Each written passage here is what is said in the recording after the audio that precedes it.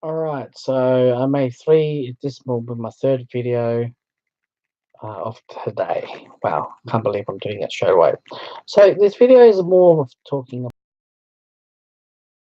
We're coming from very far from where we are today. That we've opened many areas. You see, back then it was religion or church is in power. I know, third world countries are very strong in this area, or many countries still strong with church and religion. But let's just say it's very common in the Western world now, all right, where we live in history is all about church and religion,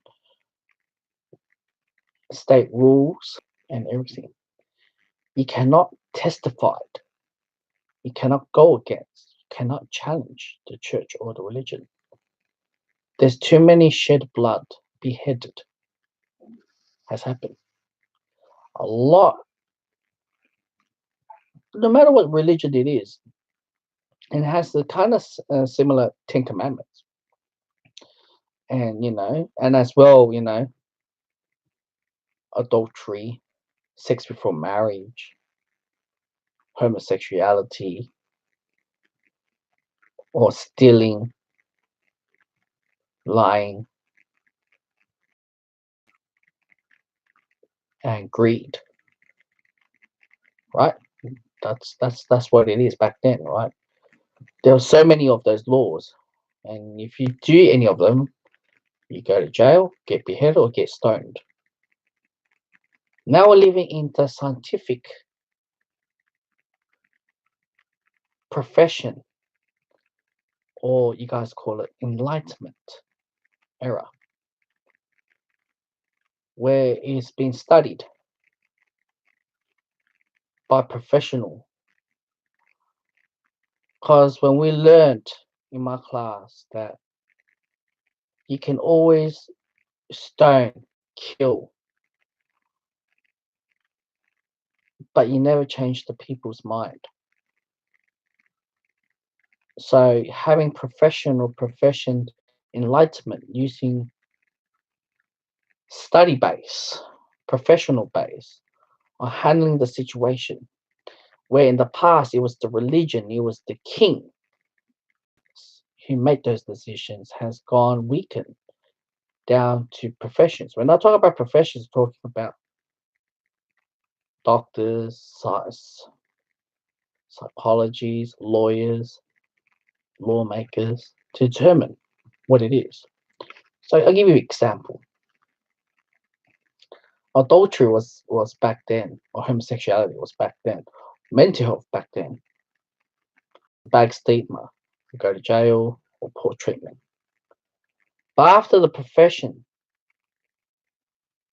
and enlightenment steps in, normalize everything. So when a mental health, when a person is under influence, is under mental health or depression, committed a crime, wouldn't have harsh penalty or having death penalty, which I'm pretty sure you guys may see on the news. Oh, this is like a loophole, mate. No, I cannot say that. That's the nowadays. We've opened many areas that we never had in history before, where homosexuality was based on getting stoned to death, was going against religion, this and that. Then after that, it transitioned to it's a mental illness. So nowadays it's different. Nowadays it's been opened to the point that accepted within society. It is normal. It is a biological thing. See how things has changed dramatically. Same as adultery. You cannot have a mistress. You cannot just have abortions or what's that word again? Abortion, divorces, or girlfriend. The whole community will shame on you. Things like that. If you're elder and you have dementia or Alzheimer, back then they just sees it as a mental health, but now it is not. Mental health was seen as uncurable, and they used electric therapy, they strapped them up, restrained them up, belt them, hit them to fix straight on them. No. Nowadays, we open and we have human rights, we have freedom and things like that. And now, ever since World War II, we have introduced the UN and the human rights. Now, I don't know when was the last time, but I know it's 70 years, probably around 70, I'll say 60, 70, 80 years now. Now we have no wars, or probably less than that. Okay, maybe 60 years. 60 years. We have no one through World War Threes, things like that. We have human rights, we have freedom. People have right to live, right to eat, right to stay, right to say, right to protest, right to do everything. Now we've got to the stage. People can do whatever they want. But there's a lot more dysfunctional as we see the side effects of the country. As we have globalization, we have television, we have internet, you can travel around the world. Yes, we're living 8 billion, is 8 billion population in the world. And now most of the countries are on decline on the birth rate. Many of them are believing in Tinder, many of them believe in divorces. And I'm not saying good or bad thing, I'm just saying this is what's happening. If we look at the human civilization in the past, it was based on religion, it was based on conservative living. Nowadays, it's more of the professional. Nowadays, it's more of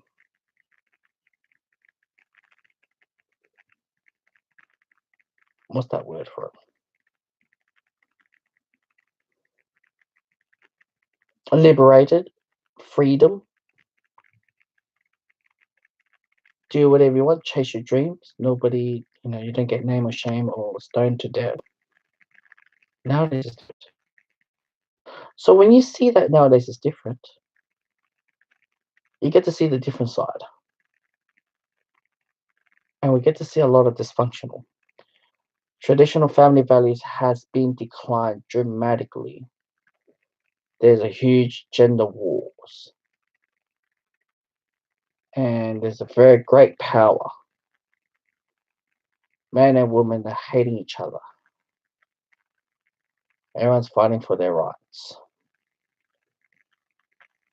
And we can see the dramatic decline going on right now in the human species.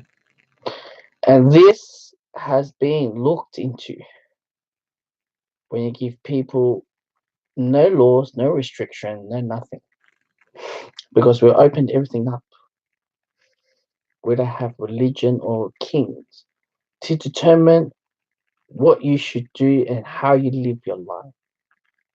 Obviously, there's some boundaries. We can do some penalties if you committed a crime.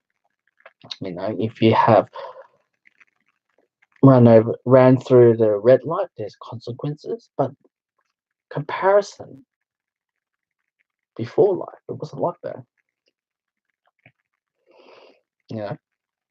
But now we've gone to decline, like the mass utopia. Because mouse, they reproduce very fast, right? So this is the next phase of life, all right? I'm starting to see the hints, and I'm starting to see the effect on people in many countries, especially in the Western world. For example, the Yellow Vest movement, Brexit, and the conservative or the right wing parties are increasingly in popularity in today's world, regardless where it is. And I guess ever since Trump got elected, I think it kind of woken a lot of areas up a lot more. and whether people are fed up and this and that. And there's a lot of hate. They want to bring back the traditional lifestyle or traditional values because it has run in the human civilization. It worked. Now, whether countries are talking about opening borders or securing borders, it's like talking about medieval times, having castles, having your, I don't know what you guys call it. You surround your castle, you surround your village, you surround your town like a Great Wall of China. You defend yourself. You got arteries. You got, I don't know what you guys sort of weapons. Arteries. You got slingshots and things like that to protect your nation, right? Your tribe. And we see in countries, protect your countries. You see, Australia we secured our borders because we said, we don't want boat people to come to Australia. They got Trump wants to secure their south borders because they don't want the whole South America to move up because there's too many of them been going up. They see the negative effect, and that's why people voted him and see what it is. Now, whether it's right or wrong, that's not up to me to decide. That's why I hear on the news, right? And what I'm seeing, and especially I made my previous video about the banking system, they're a lot more conservative, picky and choosy. The privileged, they're going to pick out the privileged type of people to get into it. So yeah. So that's the video. Now the next phase of life will be a social credit rating. Everyone's going to rate who's going to be good and who's going to be bad. If that's not going to work, so we're going to end up like this. There's a scene in Too Fast, Too Furious where the guy mentioned about if you leave 2 rats or 2 mice in one coconut,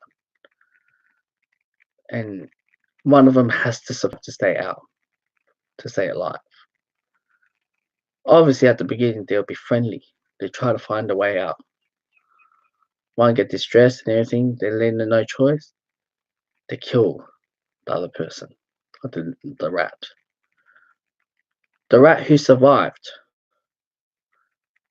and when he enters the world, will be very completely different to the one that he previously entered in the coconut. You change his psyche. This is where the rat race begins. All right. So basically, what they're trying to say is that we live in a society now. We open so many things. We've opened so many laws that's in the past that you get stoned, you get killed, you get murdered. We've opened so many things. We've created so many weak men and weak women, weak nation, because we're very dysfunctional. We don't have traditional values. We're not working hard. The strong people, the strong men are in the third world country. They're working so hard to fight for that dollar, to do anything to make that dollar, to put food on the table. Where us, it's like, oh, we've got globalization, what food is everywhere, this and that, water and everything. It has weakened us, it has us. There's no such thing as survival. Where other countries are, they don't have a safety net. They live in the area, they're like, they're not sure would they live by tomorrow. If you live that sort of environment, you created a very strong person. Obviously, you secure your own house, your border, right? You do whatever you can. You don't trust anybody. You stab and kill anyone who comes in, invade your property, or you try to defend yourself. Well, nowadays, in the Western world, you try to defend yourself or fight back. It's a crime. For example, let's just say you're in a business and you caught someone stealing your stuff, and the robbery or the stealer will will react to try to attack you, try to punch you, anything. You can't punch back. Another one I'll talk about is if some burglar comes in your house, steals something, and your dog bit the burglar. Now in Australia, whose fault is it? It's not the burglar, it's the dog. All right. We cannot show any punches of violence towards people, even when we're under influence of alcohol. If I did one punch and I kill that person, I go jail for life. There's a law in Australia, one punch law. We have learned to point out to not defend ourselves. The best way to defend yourself is to find a safe place, secure, safe, and dial the police. But the police comes here, God knows the person, the burglar, the criminal, or whatever is there. We have learned ourselves not to survive, not to be strong, always be weak, always rely on. And that's why I said we are very weak. Now, I spoke to two people, and I've forgotten who it was, and they really wish that this freedom society will continue, will prolong this surviving. And I told them it will never. Unfortunately, authoritarian society will enter in, refresh the whole society back again. Or perhaps we'll live in science fiction film, where like a Hunger Game. Now I'll give you an example of a Hunger Game. Why is a Hunger Game and the George Orwellian has linked very strong? All right, if you guys can. 1986, the film, or 1984, or whatever. So, Katniss and he has a triangle love, Gale, and I forgot the other one. The other one who works in the bread shop, right? So on the second movie, the second or third movie, the third Mockingjay one. Uh, okay, so the game maker, one of the guys who hacked in the game and saved Katniss Everdeen because they saw her as a potential, the one that can.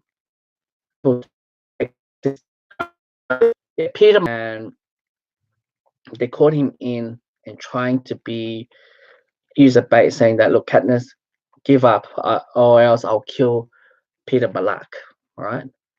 Or Katniss will say, no, no, no, lover, I need him. If you ever touch him, I'm gonna kill you. This story. Now, when you watch a Mockingjay 2, the way how they rescue Peter, I forgot how the scene goes. He was completely changed because he was like lovey-dovey, he'll do anything for Katniss. He's the best, isn't that? He changed completely, and this is where George Orwell kicks in. If you've done something and you get caught, what happened is, George Orwell videos has talked about is we do not kill the person, we changed them, we tortured them, and it's a sense of saying that brainwashing or manipulating. Any method of way, whether it's blinding, lighting, water, things like that, change their brain, change their psychological thinking. And that's what happened with Peter Malak when they got rescued. He looks normal, and next minute wants to kill Katniss. That's the most powerful tool, right? So when you have that, that's sort of like a mind control, things like that. So I don't know where the society will go to, but it can go to authoritarian, or it'll end up as what I mentioned to you guys, the two rat in a coconut. You'll change their psychological, physical, their DNA straight away. And killmonger, warmonger stage. Right, same thing when militaries, when they go out, do their service, clack, clack, clack, a couple of people, they got PTSD, dump down more drugs, they're a lot more aggressive. Turns out to be heroin or what's that? Opium. Yeah, opium. And clack all the way through, you're aggressive. That's the only way to survive, to be the best of the best. Because if you look at the hunter-gatherer society, right? To be a leader or to be a hunter, you got to be very aggressive. You got to be very strong. You got to be ready to lock and load and do their duty, to hunt the sheep or the animal down to bring that to the family so everyone can eat. Most of the times they're unsuccessful, but every day they're hungry and they drive to success. They never let that rabbit run away again. That's what we call a strong man. Because right now we are very weak. We rely on supermarket, we rely on everything. Everything is relied on. We don't see one blood or one feather of that duck that coming down on our plate. But the people who did it, they appreciate. They do not waste the food. And when they come to or mating selection or giving childbirth, they follow what They follow what the best of the best. So the strong man, or in the dating world, you guys call it the alpha male. They don't want to take the beta male. The alpha male and the genes war selection, R's and K's, the wolves. So you try to date the best of the best, right? You want the best woman. He has educated. He has the best fertility, and back in the hunter-gatherer society, you have a wider waist or larger breasts. It shows that your fertility, your health is strong. You can deliver this Simba. You can deliver Simba, that baby, out to be the best of the best too. And we are no much different as human beings. We see on these videos that girls like bad boys, girls like alpha males, strong, dangerous, cool, adventurous, not boring like a beta male, boring. There's a reason behind. Because we've opened up romanticism. But back in the days, it's all about arranged marriage. You know? Do you understand what I'm trying to say in this video? Like, we'll definitely have to come back because human civilization needs to bring that back in. Whether it's not, it's killing fearmonger or not. It has to be something. We see on the human history, on wars, empires, kings, they do it over and over and again. They rebuild, they do it again. They die, they rebuild again, they do it again. Same thing in